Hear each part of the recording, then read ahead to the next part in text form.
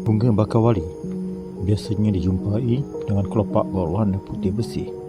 Ia akan kembang penuh ke semua kelopak bunga terbuka apabila tiba waktu jam 12.30 malam. Kecantikan bunga ini lebih indah dipandang apabila ia berkembang ketika bulan mengambang. Misteri pokok ini bukan setakat kerana waktu ia berkembang penuh, tetapi ia juga akan mengeluarkan bau yang begitu wangi sehingga boleh dihidu keseluruhan kawasan sekitar.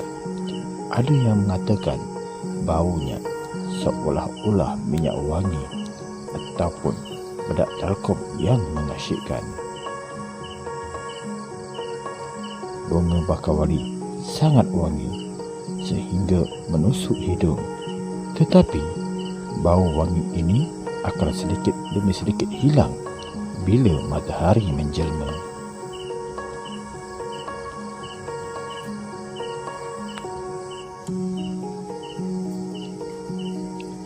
Ada beberapa cerita misteri dan mitos yang mengaitkan dengan kewujudan bunga bakawali ini.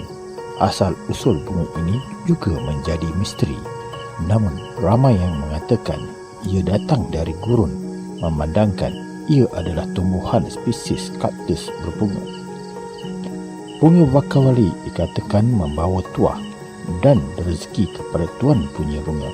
Malah dikatakan siapa yang dapat melihat bunga ini mula mekar, kehidupannya pada hari tersebut akan melimpah-limpah dengan rezeki yang tidak diduga. Ia juga dikenali Ratu Malam dan Kaktus Bulan disebabkan uniknya bunga ini yang hanya berkembang pada waktu malam dan berbau harum, maka ia digelar sebagai bunga Ratu Malam dan juga Kaktus Bulan.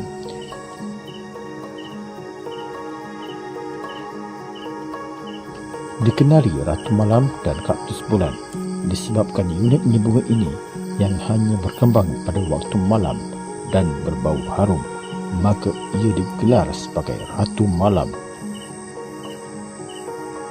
Tiada bunga di dunia yang sepertinya kerana ia satu-satunya bunga cantik yang hanya mekar penuh di waktu malam. Gelaran ratu diberikan kepadanya.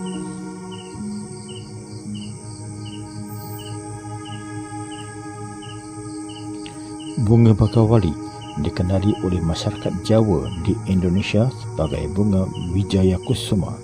Wijaya membawa maksud menang, manakala Kusuma berarti bunga dalam bahasa Jawa. Namanya ini dikaitkan dengan sebuah kisah seorang putera mahkota. Pada zaman dahulu, seorang putera mahkota yang akan menaiki tahta sebagai seorang Raja Mataram perlu memetik bunga itu ketika ia sedang berkembang. Sekiranya tidak berbuat demikian, dia tidak akan diakui oleh makhluk dunia nyata dan dunia halus sebagai pemegang tahta. Dipercayai tindakan ini juga adalah sebagai lambang mendapat restu daripada nenek moyang.